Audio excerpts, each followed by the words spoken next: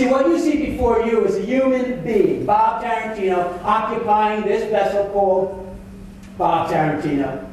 But my inner being, my essence, is just the same as your essence. So, in actuality, I feel very comfortable here because I am one with you, and you are one with me, and we are one with each other. There is no inhibition here. And you know, when we take the physical away from the being, if we can take the physical away from the being, Bobby, that's love, man. That's pure being to being. We all have that ability to get off the husks, take away the banana peels, and let the fruit come through. And let's meld and love each other and realize that we are all one. We're so lucky to be chiropractors. We do things and we get paid to do them that people would love to do, but they can't, and we can. Everything will be okay. I believe it was Bobby Braille the other time that spoke about the umpire. And I know this is an old story, but it's a very important story. It's the ninth inning baseball game, and it's a tie score, and it's a big game, and it's 2 outs, and the batter is up. And if you know anything about baseball, this guy's got 3 balls on him and 2 strikes, and the pitcher is standing there, and he's ready to throw a ball. Now, if he throws a ball and it's a strike, game goes into extra innings. But if he throws a ball, because the bases are loaded, man goes to first, second to third, and the third person comes home, game's over. Pitcher throws the ball. The catcher catches the ball because the man does not swing the bat, and the umpire just stands there like this. Well, the catcher, of course, looks up and says, what was it, ball or strike? It's important. The batter says, what was it, a ball or a strike? The pitcher yells out, hey, Pat, what was it, a ball or a strike? The umpire doesn't say anything. Before you know it, the people in the stands are starting to say, what was it, what was it? The umpire walks up to the pitcher's mound, puts his hands up, and the place gets quiet as a church. He says, it ain't nothing. So I call it.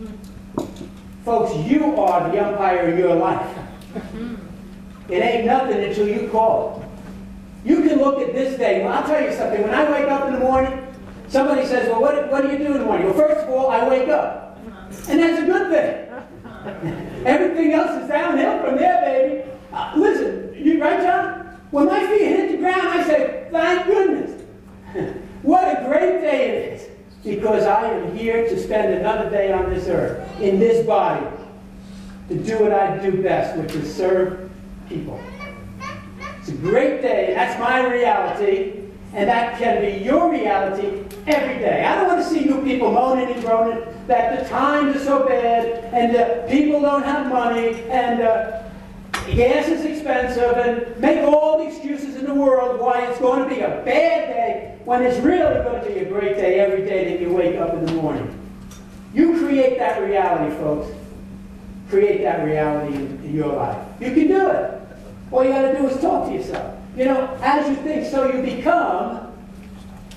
Your thoughts have got to be positive all the time. And when you go to bed, you just go to bed. Wake up the next morning and say, I'm ready to go for it again. It's a great day. It's a great day in my life, and it's a great day in your life. And I'm pleased to be here in front of you. I got to tell you, talk about prime time. It's prime time. About 2 weeks ago, and I related this to some other people recently. You might have heard this. About 2 weeks ago, I was asked to speak at a pretty prestigious and big group, about 500 people. And I got up there. Well, I wasn't really up on prime time. The president of the organization was on prime time at 8 o'clock. Well, he talked for about an hour. And then the vice president talked for about another hour. And then the secretary and the treasurer. And, well, finally, about 12:30 in the morning, it was my turn.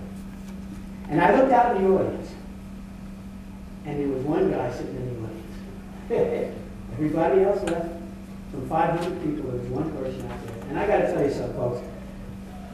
I don't know about you, but if you have a job to do, you got to do your job.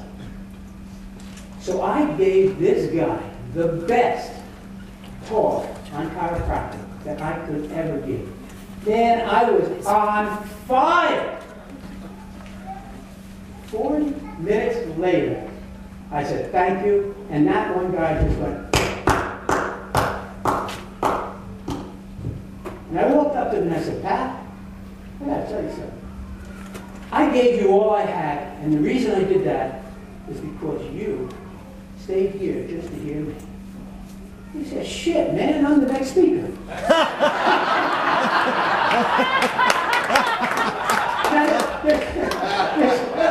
There's a lesson to be learned. People don't really give a crap about what you're talking about. All they're thinking about, and any of you are big speakers, all you're thinking about is what you're going to say next. Am I right? Guy knows. He's been up here so many times.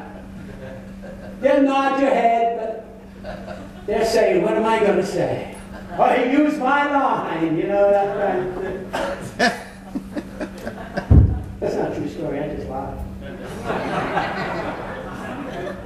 I want to reflect on what I've learned in 41 years of practice. I'm a gray head. In fact, I think, perhaps, except for one person here, I think I've probably been in practice more than anybody here at 41 years. Pretty sure of that. Ernie. No, I'm practicing one of them. Practice one. Chuck is the only one. Remember Chuck, who's coming up next, by the way, are two speakers. And I got to warm him up. This is what this is all about. Because you're going to hear the best. So I said, look, what did I learn in 41 years? Let me share some of the things that I learned in 41 years, because maybe it'll mean something to each and every one of you. Because you never stop learning, folks. You never stop learning. There's always time to learn, isn't there? Open up and learn. First thing, start right. Start right. For you who are just starting out, there are students here. Start right. I started wrong. I got to tell you something. I went 2 years in practice. The first year I made $3,600 about that. The next year I made $3,700. I mean, it was ridiculous. I was just about paying my bills. I couldn't make $1 in chiropractic because I started wrong. I didn't know what chiropractic was. I believe Guy had asked us to write down things that we would like to have learned in chiropractic school. Well, one of the things I would like to have learned was philosophy. I didn't even know what a subluxation was. Okay? I was taught to be a pseudo-medical doctor. The school that I went to was in New York City, called the Chiropractic Institute of New York. And I was a pseudo-medical doctor. I went into practice, and man, I did everything wrong because I tried to emulate something that I was not.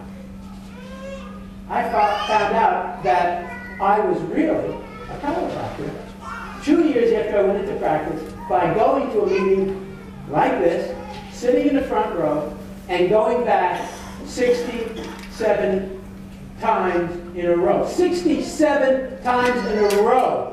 I sat and listened to absorb the things that I had to learn to make me give what I should be giving to the people of this world. And that's chiropractic. So I started out wrong. You have the opportunity to start out right. And if you started out wrong, now here's your opportunity to change that direction. And that starts by hanging out with people like us. Because we are going to give you a message that we hope will make a difference within you. And remember I said you create your own reality? Let me tell you a quote that